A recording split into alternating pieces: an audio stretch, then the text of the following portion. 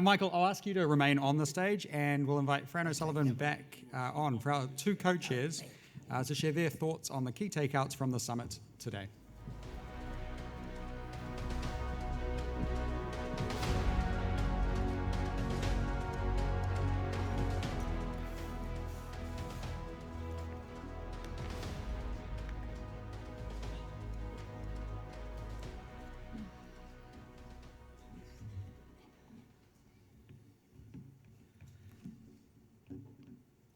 So, ladies and gentlemen, I'm not going to sort of prolong this, but I think no matter what I say, I'm going to miss something that was key, or somebody would have a different perspective. I would like to just cover a few of the points that have had a real impact on me, and as I say, I hope they just re-stimulate some of the thoughts.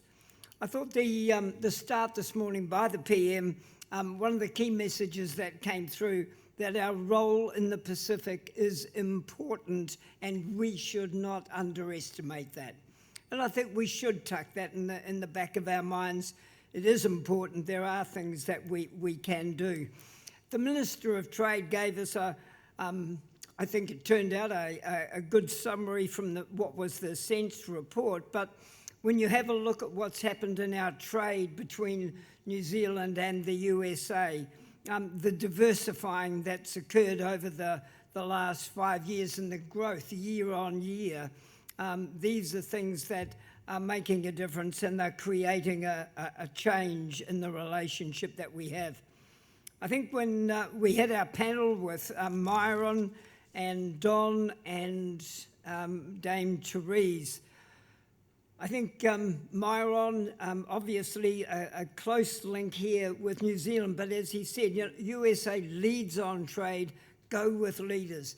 Be clear on what the opportunity is, and as he said, don't look at the states as the United States, have a look at them state by state and deal with them in that way.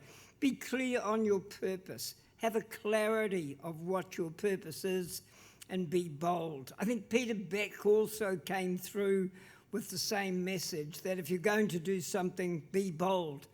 I thought the other message that came from Peter was look at the 1,500 providers that I have in New Zealand. There's an opportunity for every one of them to be global in the way that they operate. And I thought that was a great message.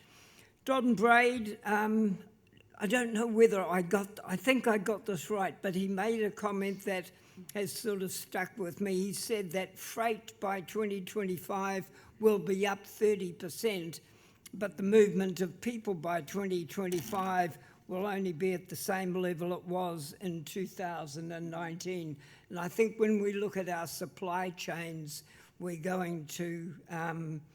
should take that into account. The Rocket Lab presentation, I have to say, that was one of my highlights of the day. I'd never stopped and thought about why. When I have a look at space, and as he said, stop and think about it. It's the weather, it's travel, it's your maps in your car, it's your entertainment, it's farming. They were good messages. I think he ended up in the same place that Myron did when he talked about skills, the shortage of skills, the necessity for an immigration policy that's going to fix all of that. And he talked about a talent brawl. And I thought that was a takeaway for me, a talent brawl, because I think that that's going to be the next big challenge for our economy. I have to say that Greg, you called it a masterclass, and to me it was. Look, he talked about culture, he talked about people and purpose. The couple of things that stood out for me, and the first one was something that he talked about himself, was about not having an ego. But if I looked at everything that he did, it was about humanness.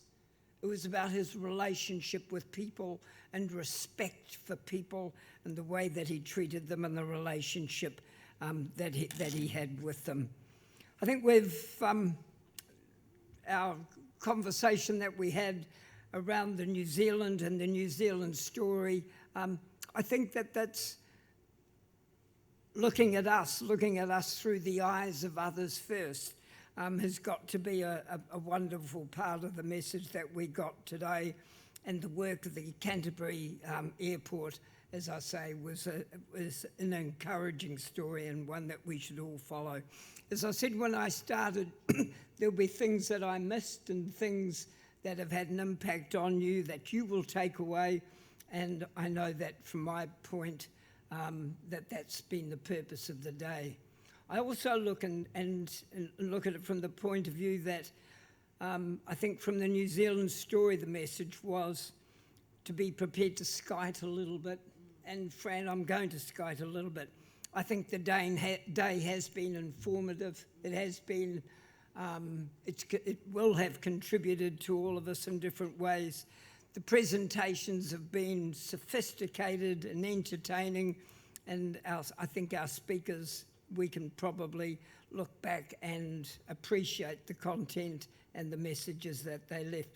My final message goes to my partner in crime, and I have to say, ladies and gentlemen, that I think Fran has pursued having this summit for must be nearly 2 years as we've planned and postponed, but I think she's pursued it, and I would like to thank her for the partnership, and on your behalf, thank her for what has been a tremendous contribution to the US-New Zealand relationship. Fran, thanks very much. Thank you very much.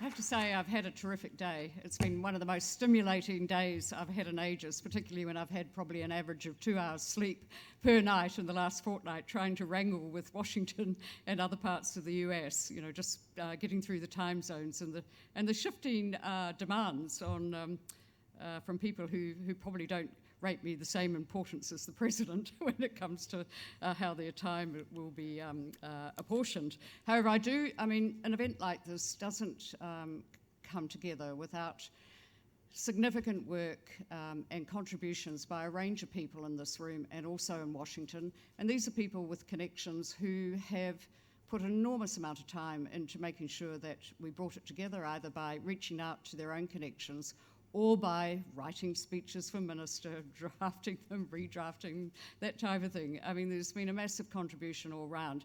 And so in no particular order of importance, and I will miss people out, I do want to thank very much Rosemary Banks, again, up in Washington.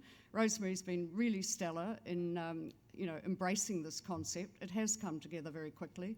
As I think I might have said last night, there were ambitions to hold it last year. Then we had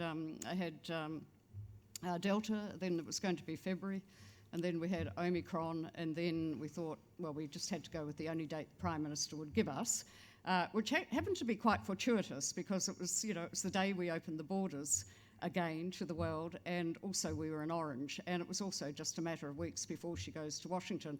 So we can't claim that this was totally planned, but I think we'll take it anyway.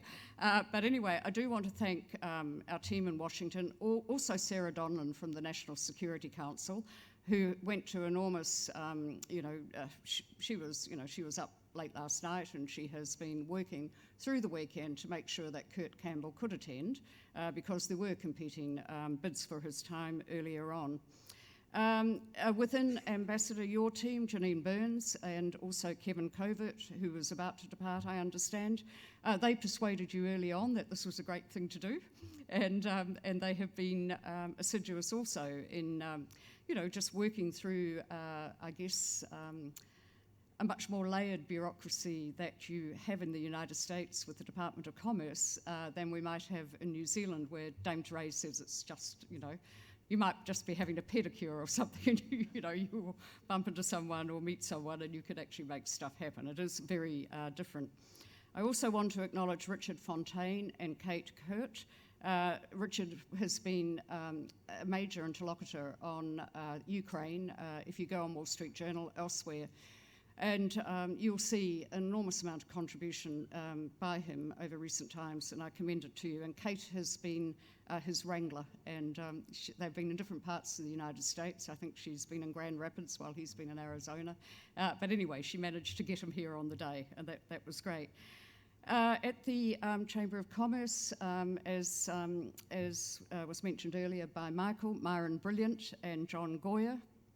John in particular is the wrangler for Myron, and again did a fantastic job in making sure that he was able to take part.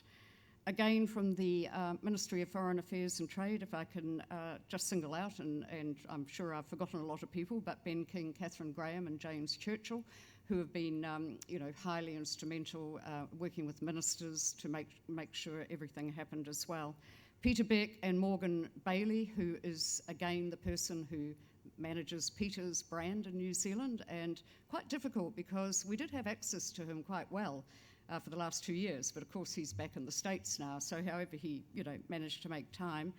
I'd like to also recognise Iselda Madgwick, who looks after Greg Foran, as he said.